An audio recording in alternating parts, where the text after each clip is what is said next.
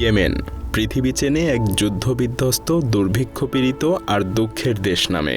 কিন্তু সেটাই কি ইয়েমেনের পুরো গল্প? না, শিরোনামের আড়ালে লুকিয়ে আছে আরেক ইয়েমেন, যে ইয়েমেনের কথা পৃথিবী না কখনো শুনতে পায় না দেখতে পায়। এই ইয়েমেনের সময় যেন থমকে দাঁড়িয়ে আছে আপনার অপেক্ষায়। আর আজ আপনি দেখবেন মুসলিম বিশ্বের কান্না ভরা এই দেশ কিভাবে তার অশ্রু দিয়ে হাজার বছর ধরে শত শত বছরের সমৃদ্ধ ইতিহাস ধরে রেখেছে। প্রস্তুত হন একটা টাইম ট্রাভেলের জন্য। তো চলুন আজ আমরা ফিরে যাই ইতিহাসের সেই অদেখা ইয়েমেনের পথে, প্রকৃতি, সংস্কৃতি আর ঐতিহ্যের বিষয়গুলো আবিষ্কারের অভিযানে। পৃথিবীতে কিছু স্থান এতটাই অদ্ভুত যে দেখে যেন মনে হয় সেগুলো অন্য গ্রহের অংশ।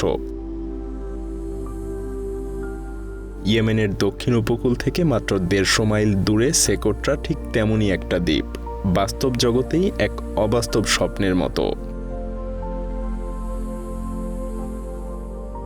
শত বছরের পৃথকবাসে সেকোট্রায় জন্মেছে এমন উদ্ভিদ আর প্রাণী যাদের 1/3 পৃথিবীর আর কোথাও নেই।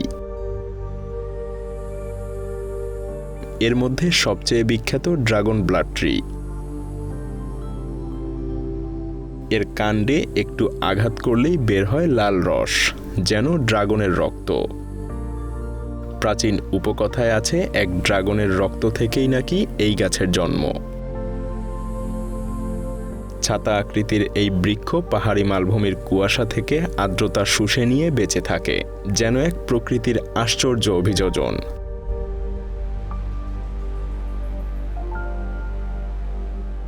তবে সেকোট্রা শুধু পাথুরে মালভূমি আর নীরবতাই না, দ্বীপের পশ্চিমের সুয়াব সমুদ্র সৈকত এমন নিভৃত যে সেখানে পৌঁছাতেও হয় নৌকায় চড়ে।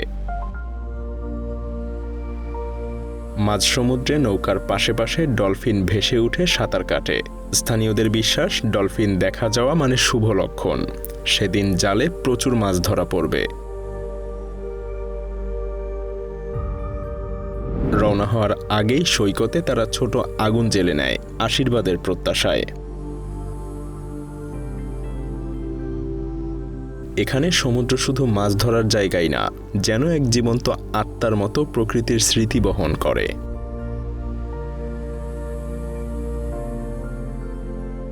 সেকোট্রার সবুজ বিস্ময় পেরিয়ে ইয়েমেনের উত্তপ্ত মরুভূমিতে চোখে পড়ে প্রাচীন স্তম্ভের সারি, সেবার রানী বিলকিসের মন্দিরের ভগ্নাবশেষ।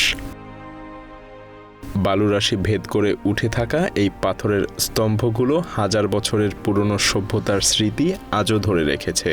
তবে স্মৃতি ধরে রাখতে শুধু এই পাথরের স্তম্ভই না, স্মৃতি কখনো টিকে থাকে মাটির দেয়াল আর প্রজন্মের বিশ্বাসে। ইয়েমেনের ওয়াদি দুয়ানের এক উপত্যকায় আছে তেমনই এক গ্রাম, হাইদ আল জাজিল।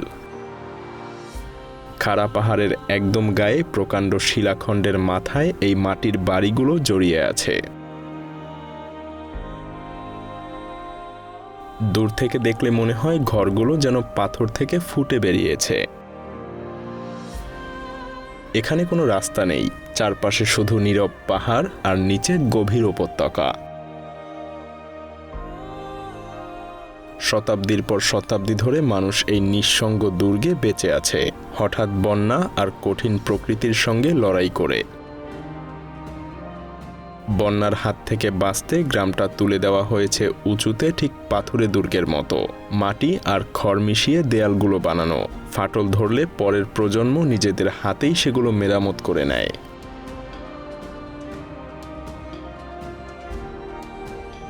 সূর্যাস্তের সময় লাল মাটির বাড়িগুলো পাহাড়ের গায়ে জ্বলজ্বল করে ওঠে, আর নিচের উপত্যকা জুড়ে শোনা যায় দূরের আজান।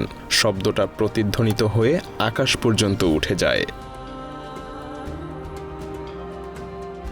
স্থানীয় লোকেরা বলে এই উপত্যকা অনেক কিছু ভুলে যেতে পারে, কিন্তু যারা সেই পাহাড়ের গায়ে বেঁচে থাকে তাদের নাম কখনো ভোলে না।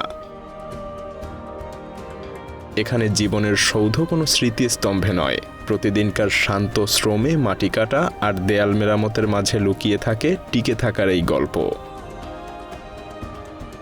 এই নীরব সংগ্রামের মাঝেই প্রমাণ মেলে মানুষের ধৈর্য আর আশা যেন পাথরকেও হার মানাতে পারে।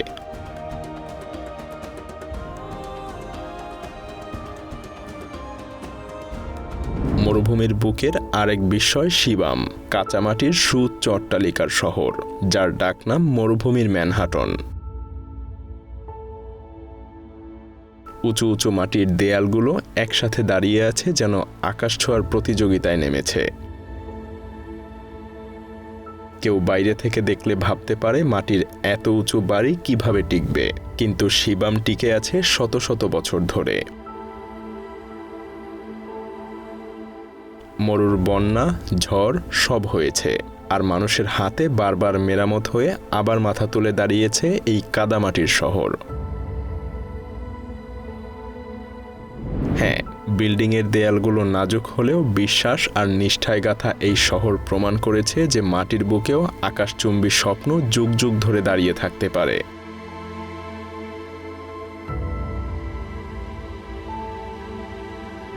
এবার চলুন পূর্বের মরু ছেড়ে এখন পা দেই ইয়েমেনের পশ্চিমের পাহাড়ি রাজ্যে, হারাজ পর্বতমালায়।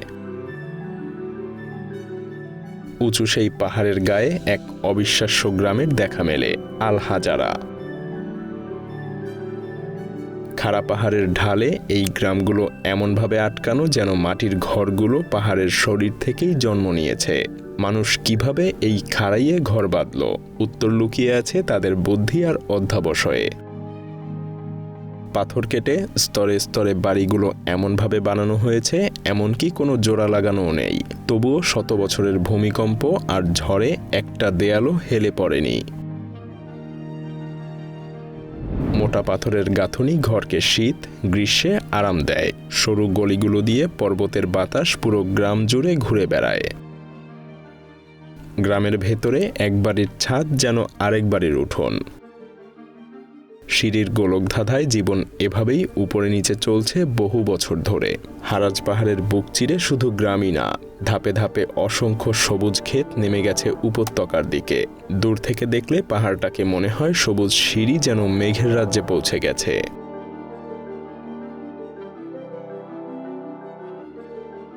প্রজন্মের পর প্রজন্ম ধরে মানুষের শ্রমে পাথর কেটে তৈরি হয়েছে এই সোপান ক্ষেত। ভোরের আলো ফুটলে পাহাড়ের ছায়া সরে গিয়ে দেখা যায় নিখুঁতভাবে বাঁধানো প্রতিটা স্তর। এই দুর্লভ সামঞ্জস্য দেখে বোঝা যায় প্রকৃতি আর মানবশ্রম মিললে সবচাইতে কঠিন জায়গাতেও যেন স্বর্গের বাগান তৈরি করা যায়।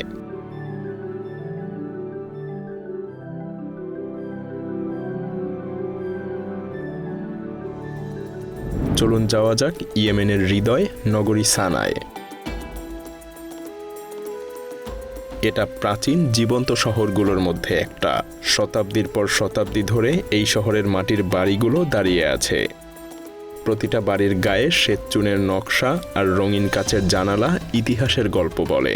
ঘিঞ্জি গলিগুলোয় হাঁটলে যেন মনে হবে আপনি বর্তমানে না, হয়তো বহু বছর পুরনো কোনো যুগে চলে এসেছেন। চারপাশের মসজিদের মিনার থেকে ভেসে আসা আজানের ধ্বনি আর বাড়ির ছাদে হাজার হাজার বছরের স্মৃতি জমে গেছে। সানার মানুষ এখনো ভোরের চায়ের কাপে চুমুক দিয়ে পুরনো দিনের গল্প বলে, আর সূর্যাস্তের ছাদে উঠে দূরের মিনারগুলোর সুর শোনে। এই শহর যুদ্ধ আর পরিবর্তনের আঘাত সহ্য করেও নিজের আত্মা আজও হারায়নি। পুরনো সানা ইউনেস্কোর বিশ্ব ঐতিহ্য হয়েও আজও কোলাহল মুখর।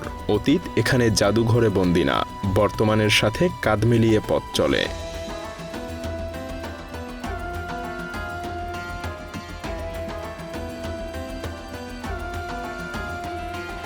সানার ঐতিহ্যের মর্মমূলে দুইটা পবিত্র নিদর্শন সময়ের স্রোত উপেক্ষা করে আজও দাঁড়িয়ে আছে।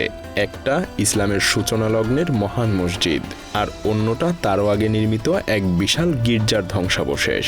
সানার মহান মসজিদটা হজরত মুহাম্মদ সাল্লাল্লাহু আলাইহি ওয়াসাল্লামের জীবদ্দশায় নির্মিত বলে কথিত আছে। এর সাধারণ সাদা দেয়াল আর খিলানগুলোর মাঝে হাজার বছরের ইবাদতের প্রশান্তি বাস করে।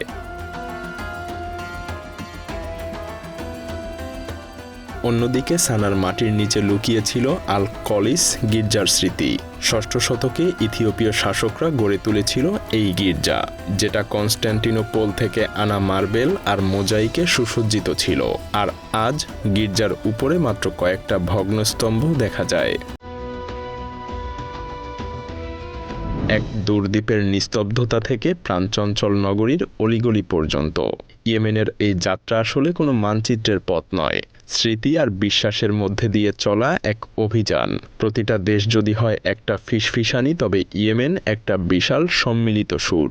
অপরিচিত হয়েও কোথায় যেন ইয়েমেনকে পরিচিত মনে হয়, একটা বিস্তৃত স্বপ্নের মতো, একই সাথে অদ্ভুত অথচ আত্মার কাছের। যুদ্ধের খবরের আড়ালে ঢাকা এই বিস্ময়পুরী ইয়েমেনেই এখনো সময় নিঃশ্বাস ফেলে, প্রাচীন স্মৃতির শিখা এখনো সেখানে আলো জ্বেলে রেখেছে। আজ এই ছিল অদেখা ইয়েমেনের কয়েকটা ঝলক। পৃথিবীর বুকে এমন আরও অগণিত বিস্ময় লুকিয়ে আছে, যেগুলো খুঁজতে হলে হয়তো আমাদেরকে আবার নতুন কোনো পথে নামতে হবে। তো দেখা হচ্ছে পরবর্তী অভিযানে। ভালো থাকবেন। ধন্যবাদ।